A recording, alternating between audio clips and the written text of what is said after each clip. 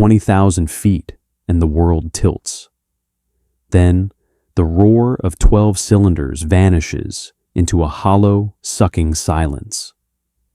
The most advanced fighter on Earth has just become a 4-ton coffin. It wasn't just a mechanical failure, it was a tactical suicide. How did the million-pound spearhead of the British Empire surrender to a simple change in gravity? Why did a machine built to save civilization choke on a single cup of fuel? The generals called it an inevitability. The ministry blamed pilot error. But the answer wasn't in their pristine blueprints. It was in the oil-stained hands of a woman they chose to ignore. They laughed at her racing records while their pilot spiraled toward the channel. Why did the powerful system ignore the only tactic that could save them? The answer wasn't in the classified vaults, but in the hands of the underdog.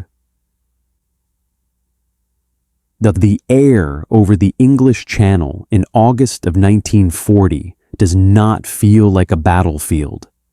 At 20,000 feet, it is a cathedral of cold blue glass, infinite and deceptively peaceful. But inside the cockpit of a Spitfire, the peace is a lie. There is the constant, vibrating thrum of the Merlin engine, 12 cylinders of Rolls-Royce Fury, and the sharp, metallic tang of high-octane fuel. The pilot is a boy, barely 20, his face masked by rubber and oxygen. He is strapped into the most advanced fighter in the world. He is told he is invincible. He spots a Messerschmitt Bf-109, a jagged yellow-nosed predator. The German pilot sees him too. They dance, a frantic, spiraling waltz of lead and aluminum. The British pilot gains the advantage. He moves into the killing zone. He is seconds away from a victory that will be celebrated in the evening papers. The German pilot knows he is beaten. He sees the only thing he can. He pushes the nose of his plane straight down, diving toward the churning gray waters of the channel. To follow him, the British pilot must do the same. He pushes his control column forward. He prepares for the rush of adrenaline. But instead, he feels the cold hand of a mechanical betrayal. As the nose of the Spitfire drops, negative gravity, negative G, takes hold of the aircraft. Inside the engine's belly, the carburetor is doing exactly what it was designed to do, but it is doing it in a world that has been turned upside down. The mechanism is simple, much like the float in a toilet tank. A small chamber holds a pool of fuel, regulated by a floating needle. But as the plane noses over, that pool of fuel is flung to the top of the chamber. The needle is forced shut. For a heartbeat, the engine is starved. Then, the opposite happens. The chamber floods, drenching the cylinders in raw, unburnt petrol. The engine chokes, like a swimmer suddenly hit by a rogue wave mid-breath. The roar of the Merlin cuts to a terrifying, hollow silence. The propeller windmills fruitlessly against the rushing air. The Spitfire is no longer a hunter. It is a 4-ton glider drifting helplessly while the enemy disappears into the haze. This isn't a malfunction. It isn't a glitch. It is a fatal blind spot in British engineering. The German pilots know this. They call it the English disease. They know that if they simply dive, the mighty Spitfire will choke on its own blood. Down in the hangars, the mechanics see the result. They see the soot-stained exhaust and the pilots returning with trembling hands, their eyes wide with the shock of a narrow escape. They report it. They scream it up the chain of command. But the message hits a wall of polished mahogany and brass buttons. The Air Ministry is a gentleman's club of theory and tradition. To them, The Spitfire is a masterpiece. To admit it has a flaw is to admit that the system itself is broken. They claim that the disaster is impossible because the manual says the engine is optimized for combat. They formulated a collective mindset that prioritized the procedure over the man. Their logic was cold. The Spitfire is the pinnacle of aviation. If the engine fails during a maneuver, it is not the machine that is flawed. It is the pilot who has exceeded the aircraft's intended limits. They told the young men dying in the clouds that they simply needed to learn to fly differently. They suggested a roll into the dive maneuver, a complex, time-consuming roll that would keep positive G on the plane. In a dogfight where life is measured in fractions of a second, the ministry was asking their pilots to perform a ballet while a German ace was aiming a cannon at their spine.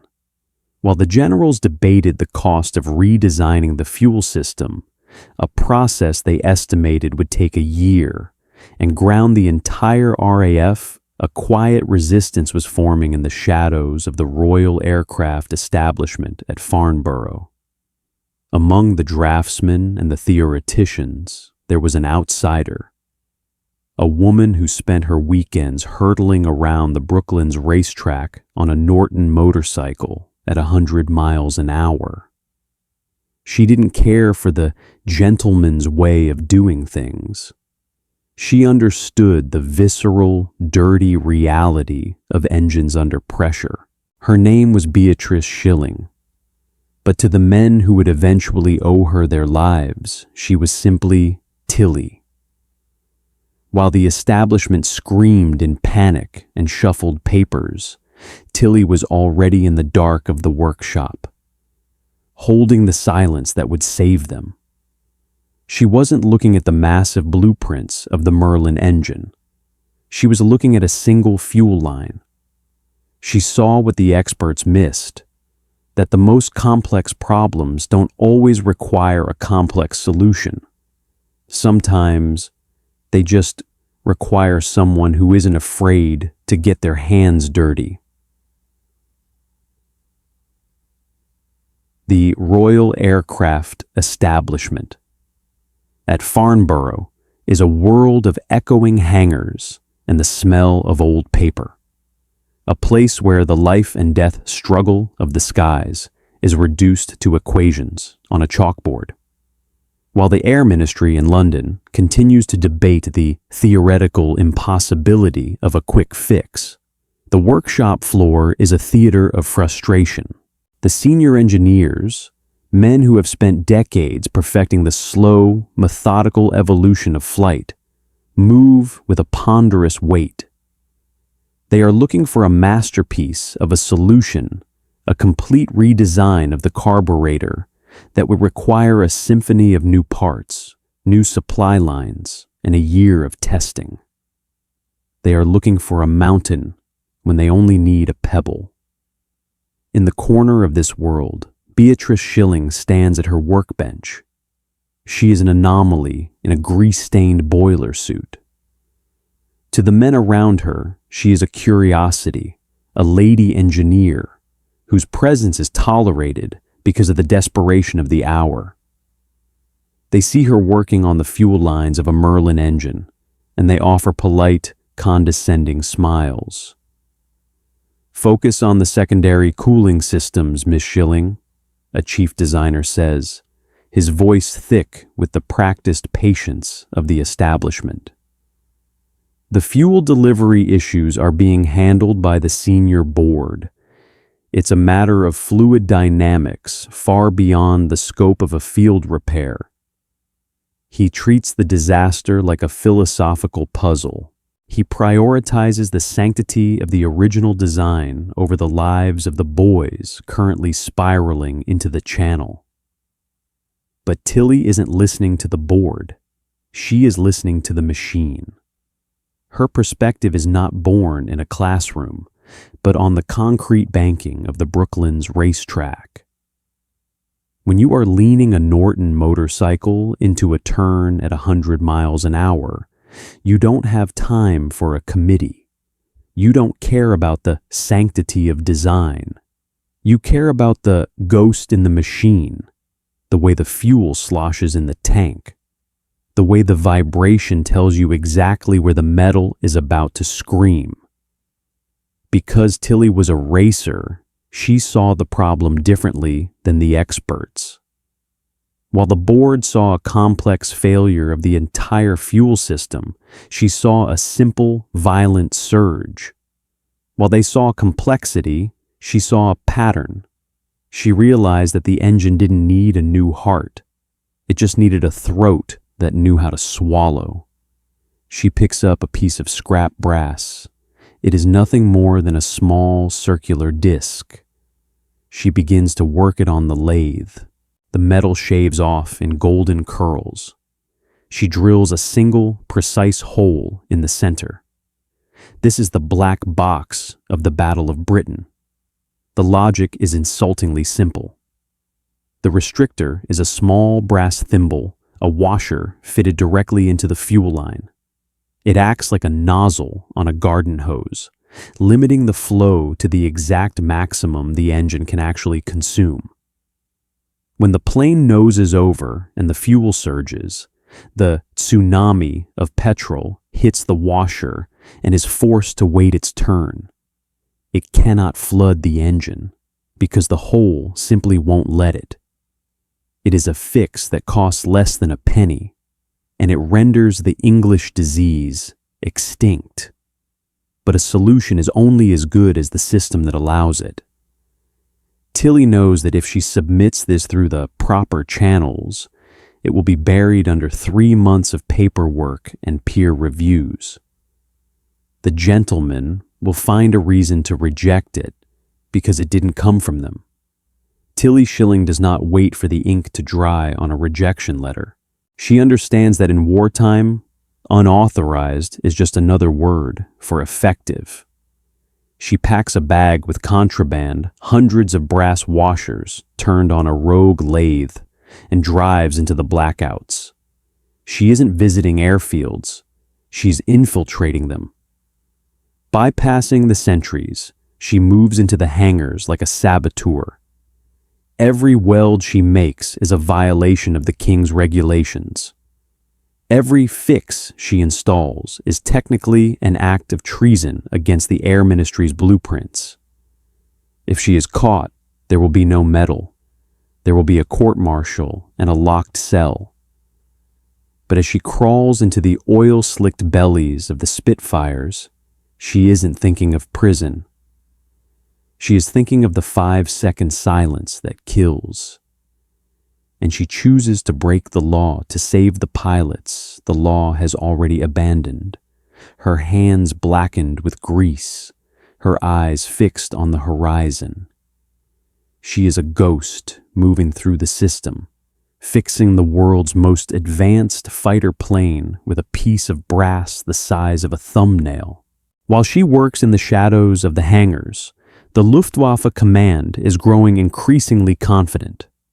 Their intelligence reports are clear. The British fighters cannot follow them in a dive. The German aces have begun to treat the gravity cut as a law of nature. They fly with an arrogance born of a perceived physical law. They believe the silence of the British engine is a sign of their own superiority. They treat the English sky as a playground where they hold the only key to the exit. But they have fatally underestimated the woman in the oily boiler suit. They believe they are fighting a system of slow, rigid tradition. They don't realize that the boss, the cold, hard reality of physics, has been reprogrammed. The German pilots are about to dive into a trap they helped build. They think they are pulling the British into a void, but they are actually pulling them into a reckoning. The hammer is cocked. The arrogance of the R.A.E. is about to meet the simple, unyielding truth of a brass washer. and the sky is about to become a very lonely place for anyone wearing a swastika. Spring 1941. The skies over the English Channel are no longer a sanctuary for the Luftwaffe. High above the white cliffs, a German Messerschmitt pilot executes his perfect escape. He sees the shadow of a Spitfire in his rear view, feels the tracer rounds nipping at his wings, and with the calm confidence of a man who knows the rules of the air, he slams the stick forward. He drops his nose into a vertical plunge, expecting the familiar silence of the British engine behind him. He waits for the Spitfire to choke. He waits for the English disease to claim his pursuer. But this time, the silence never comes. Behind him, the Merlin engine does not gasp. It does not flood. It roars. Thanks to a tiny brass thimble, a restrictor no bigger than a wedding ring, the fuel flow remains steady, held in check by the simple physics of Tilly Shilling's orifice. The Spitfire follows the dive with the hunger of a predator that has finally found its teeth. The German pilot looks back, and for the first time, he sees the impossible. The British fighter is closing the gap, its nose pointed straight at him, its 8 machine guns spitting fire. The termed invincible escape maneuver has become a suicide trap. The British pilots return to base, their Merlin engine still ticking with heat, their kill counts doubled. But as they climb out of the cockpits, the high-ranking experts from the ministry are waiting on the tarmac. They aren't there to cheer. They stand in a line, stiff gray men in polished boots, staring at the small, scorched welds on the fuel lines. They see the brass washers. They see the undeniable proof that a woman with a motorcycle toolkit solved the riddle that defeated their collective millions. There is no applause. There is only a heavy, shameful silence. They look at the sky, then at the grease-stained, unauthorized modification, and they walk away without a word. Their humiliation is absolute. They cannot admit she was right, because to do so would be to admit they were the ones who had been killing their own boys all along. But as the tide of the air war turns, the cruel irony of the system begins to take hold. The invention that saved the RAF, the R.A.E. Restrictor, was never given a formal, heroic name. Instead, the men who owed their lives to it turned Beatrice Shilling's name into a barracks joke. They called it Miss Shilling's orifice. It was a crude, sexist play on words that reduced a masterpiece of engineering to a punchline in the officer's mess. Tilly didn't care. She didn't seek the medals or the front-page headlines. While the generals and air marshals were being knighted for strategic brilliance, she was back at Farnborough, likely with grease under her fingernails, already looking for the next flaw to fix. She had solved a problem the entire British military establishment claimed was unsolvable, and she had done it with a penny's worth of brass and a refusal to be ignored. The system eventually moved on. By 1943, the carburetor was replaced by fuel injection, rendering the brass washer obsolete. The orifice was phased out, the Spitfires were upgraded, and the story of the woman who saved the Battle of Britain began to gather dust in the archives. Today, we look at the Spitfire as a symbol of national pride, a masterpiece of aesthetic and mechanical perfection. We see it in museums, polished and pristine. But we rarely look close enough to see the small brass washer hidden in the fuel line. We live in a world that still worships the master plan and the grand strategy. We still look to the men in suits and the high-ranking experts to solve our greatest crises. But the story of Beatrice Shilling is a mirror reflecting our own modern hubris. We often mistake complexity for intelligence and rank for wisdom. The orifice was eventually phased out, replaced by shiny new systems and cleaner histories. The system didn't learn, it just upgraded. We like to believe we've outgrown this brand of institutional arrogance, that in our modern world of corporate efficiency and high-level bureaucracy, we listen to the Tillies in the room. We don't. We still prioritize the manual over the man. We still hide our failures behind complex jargon and expensive committees, while the English disease simply changes its name. Today, the Spitfire is a legend. Beatrice Shilling is a footnote. We remember the generals because they wrote the books. We forget the woman because she was too busy fixing their mistakes to ask for the credit. In the end, the system didn't just take her invention, they took her dignity and turned it into a barracks joke. And that is the most enduring engine of all, the one that grinds human genius into silence. It remembers the loud panic of the system, but ignores the quiet competence of the underdog. The victory in the skies over Dover wasn't just won by courage or firepower. It was won by a woman who saw a pattern in the chaos and had the audacity to believe that a simple truth could defeat a massive lie.